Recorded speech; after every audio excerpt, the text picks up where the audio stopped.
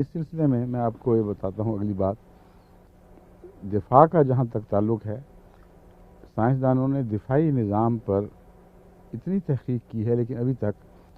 اس کو آخر تک اس پہ محیط نہیں ہو سکے، نہ ہو سکتے ہیں کبھی۔ لیکن ایک بات قطعی طور پر نظر آ چکی ہے کہ جو اندرونی نظام ہے وہ اتنا مربوط اور اتنا ترقی یافتہ ہے کہ کوئی ایوولوشنری تھیوری،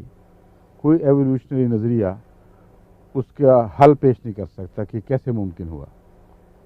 اب تک تو یہی علم ہے ڈاکٹروں کا یا سائنسدانوں کا کہ سینٹرل نروس سسٹم سے خون کے اندر دوڑنے والے خلیوں اور ان گلینڈز کا جن میں وہ دفاع پیدا ہوتے ہیں کوئی تعلق اور کنٹرول نہیں ہے۔ لیکن میرے نزدیک یہ 100% درست نہیں ہے۔ بظاہر الگ نظام کام کر رہا ہے لیکن جو دماغ کا جو ہے، روح کا کنٹرول، وہ ہر چیز پر ہے، اور روح کا رد عمل ہے، خواہ وہ باقاعدہ نروس سسٹم کے ذریعے وہاں جاتا وہ دکھائی دے یا نہ دے، لیکن جسم کے ہر مادے پر روح کا ایک اثر ہے۔ وہ کس طرح اثر دکھاتی ہے ہمیں علم نہیں ہو سکا،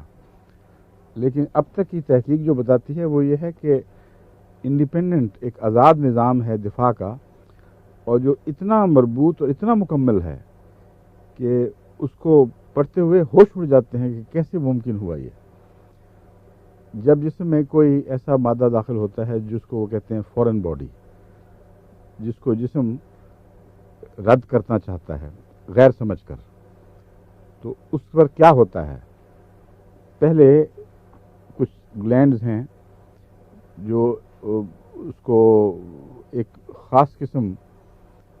کا سیل تیار کر کے روانہ کرتے ہیں، یا کئی سیل تیار کرتے ہیں جو ان کی فوراً پروڈکشن ہوتی ہے، یا پہلے سے موجود تھے تو وہ ریلیز کر دیے جاتے ہیں۔ وہ جاتے ہیں اور جسم میں اس چور کی تلاش کر کے اس کے گرد ایک قسم کا گھیرا اس طرح ڈالتے ہیں کہ انفارمیشن اس کی بھیجتے رہتے ہیں کہ یہ کہاں ہے، کیا کر رہا ہے، اور پھر جسم ایسے ذرے ریلیز کرتا ہے جو اس کے اوپر جا کے چسپاں ہو جاتے ہیں اور اس پر نشاندہی کرتے ہیں کہ یہ چور ہے۔ پھر دفاع کے نظام کو حکم دیتا ہے کہ چور اس قسم کی چیز ہے، اتنا بڑا ہے، یہ اس کی عادتیں ہیں، اور اس کو مارنے کے لیے جو ضروری قوائف ہیں وہ یہ ہیں۔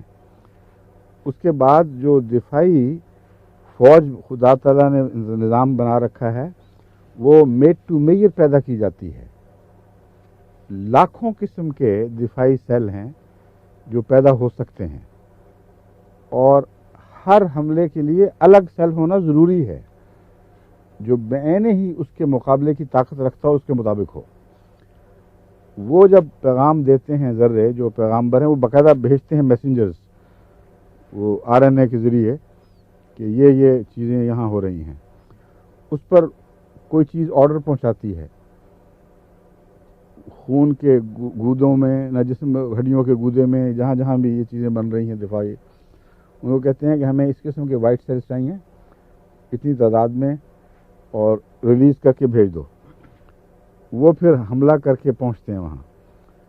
اور آنن فانن اس کو لپیٹ کر،